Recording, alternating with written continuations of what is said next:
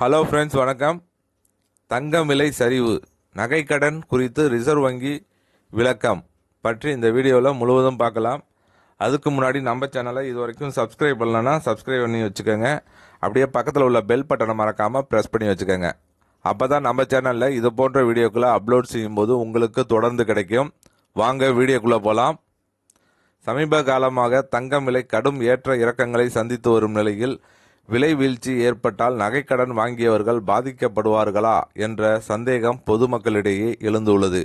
இதற்கு முற்றுப்புள்ளி வைக்கும் வகையில் இந்திய ரிசர்வ் வங்கி நகைக்கடன் சந்தை தொடர்பாக முக்கிய விளக்கத்தை ஒன்று அளித்துள்ளது.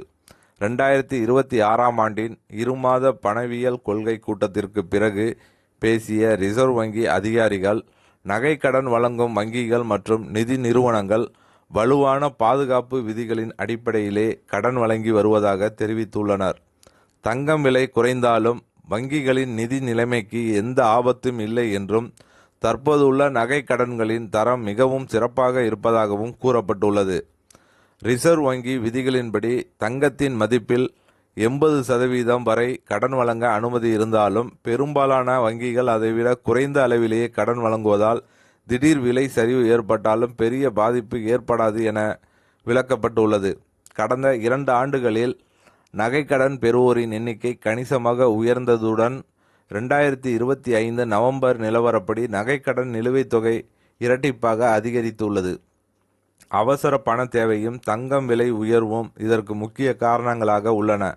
தங்கம் விலை குறைந்தால் கூடுதல் பணம் செலுத்த வேண்டும் அல்லது நகை ஏலம் விடப்படும் என்ற அச்சம் தேவையற்றது என்றும் வங்கிகள் போதிய பாதுகாப்பு இடைவெளியுடன் கடன் வழங்கியுள்ளதால் சிறிய விலை மாற்றங்கள் கடன் வாங்கியவர்களை உடனடியாக பாதிக்காது என்றும் ரிசர்வ் வங்கி தெளிவுபடுத்தியுள்ளது.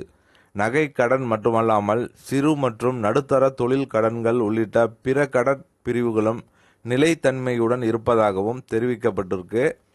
மக்கள் தங்கள் நகைகளை இழக்க விரும்பாத மனநிலையால் கடனை முறையாக திருப்பி செலுத்தி வருவதும் நகைக்கடன் துறை வலுவாக இருப்பதற்கான முக்கிய காரணமாக குறிப்பிடப்பட்டுள்ளது.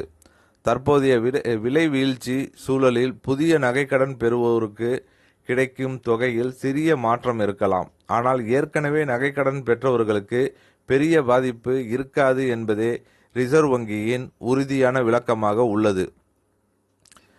இந்த தகவல் நகைக்கடன் பேங்க்கில் வச்சுருக்கவங்களுக்கு ரொம்ப பயனுள்ள தகவலாக இருக்கும்னு நினைக்கிறேன்.